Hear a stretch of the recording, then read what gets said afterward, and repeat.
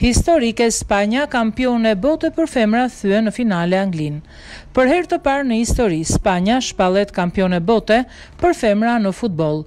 Vajzat iberike mposhtën në finale Anglinë me rezultatin minimal 1-0. Golin e fitores për Spanjën e realizoi Carmona Garcia në minutën e 29. Furit e kuqe kishin kontrollin total të lojës, por në minutën e 70 shpërdoruan një shans të artë për të mbyllur llogarinë me ishullore, teksa Hermoso gaboi nga pika e bardhë e penaltis.